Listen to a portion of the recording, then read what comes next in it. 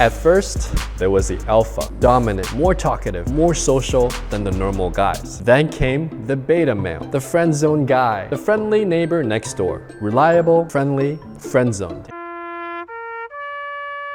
And now in the 2020s, there is the Sigma guy. I actually had to look this up. He's independent. He's not affected by what other people think. He's got his own priority and he avoids the social norms of needing companion or having to date. He doesn't have to be the center of attention. He defies society's norms and expectations and focuses on his own goals. Leave me alone, brother. I've never seen you before. The benefits of that is that he's not burdened. He's not wasting time chasing girls, but sometimes he might be a little lonely. How can you understand alpha, beta, sigma, omega, whatever male? How can all this information actually help you? Okay, when you're learning to attract women or improve your dating skills, remember that you always have to go back to the first principles. And in this area of knowledge, right, none of this advice actually matters if you don't do this one thing first. So if you're just going through a bunch of YouTube videos, even by me, you're just doing mental masturbation because none of this stuff actually matters. And here's the key. What really matters is that you have to take the time to ask yourself, who am I as a person? What are my natural personality traits? And if you don't know, I highly recommend taking a personality test. One of my favorites is the DISC test. You can find it on Tony Robbins' website and other sources. And it's gonna tell you what your core traits are likely to be. Once you know this, then you can say, okay, there are attractive qualities about the alpha, the beta, and the sigmas. And each type of these guys actually are able to attract women. So in this video, let me break down some of the key qualities of each of these guys. The context of an alpha male came around when there was no dating advice online. And most guys that were listening to dating advice just didn't have a clue. And so the idea that you could go up there and take action was really attractive to the audience. And it kind of took off in the 2000s. Now, where the alpha male advice falls apart is that every guy thinks he has to be an alpha, you know? Walk into a room, be like Ari Gold, tease people, nag girls, and be the center of attention, when in fact, they're not that type of dude. Who are you, Moses?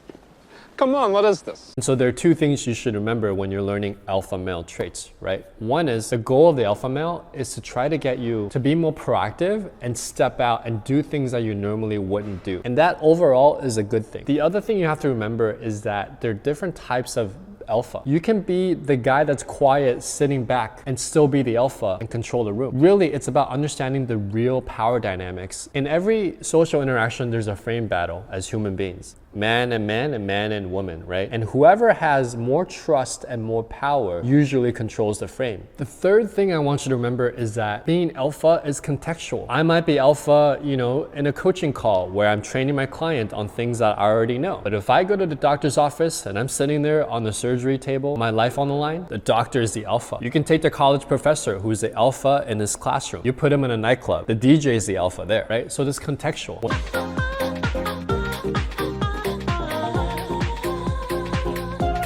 When I'm in a programming code meeting with my partners, I don't want to be the alpha guy. I want the programmer to lead that team. Knowing when to step back and let someone else take charge is actually a good thing. We used to think that being beta is a bad thing. Beta can be good. Betas are friendly. They resolve conflict. They don't create more conflict. They're usually very helpful. The problem with beta guys, when they use their niceness as a way to friend zone the girl, but his intentions are to actually date her. He's untrue to his true desires, which is he wants to go out there and actually meet the girl, right? When you're reporting to a manager or a leader, it's good to be beta and follow their lead. That's how the team remains productive. If you're pushing out your code before consulting everybody because you're alpha, you might have to redo the code because it might break. And it creates more work for everybody.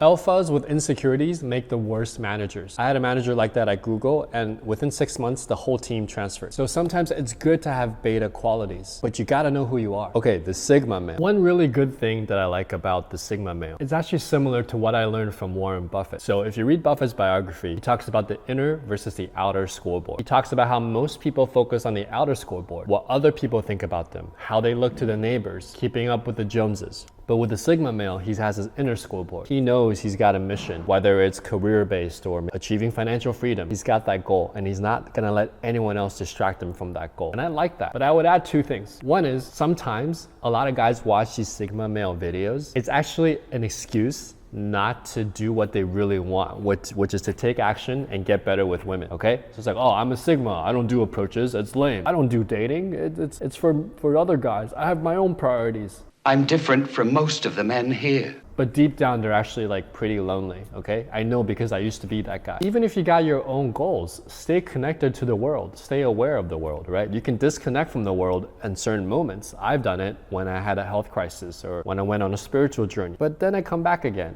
and I see what's going on. And the second thing you should remember is as a Sigma male, you can still talk to girls, right? You just have an inner scoreboard. So what that means is you're not affected by one particular rejection because you're after the skill set. Your Sigma goal could be, I want to learn the process of how to attract people. And I don't really care what anyone else thinks, right? So it's not always just denial of women. It's not even about sex. It's about being able to create that connection and get that feminine energy and intimacy as part of your life as you're going after your goals. I think that's what makes life fulfilling. And I spent so many years doing the opposite of that. That's why I feel so strongly about this. And I caution you by telling you my experience, which you can take or leave, which is that don't get stuck within the boundaries of a particular definition of the Sigma male or the Alpha male or a certain type of guys, okay? Ultimately, you wanna create a feedback loop where you take action and you get the revisions and the feedback that you need based on your core personality, right? Your core personality, you take action. If it's not working, you don't understand, you come back to a coach who has already achieved the results that you want. He gives you that feedback and you create that feedback loop. And I guarantee you, if you can do this circular process, you will get better and you will achieve the results that you're looking for. If you think that I might be the right coach for you, check out some of my courses in the link in the description. You can even set up your clarity call with me right now in the link in the description, okay? All right, until next time, enjoy.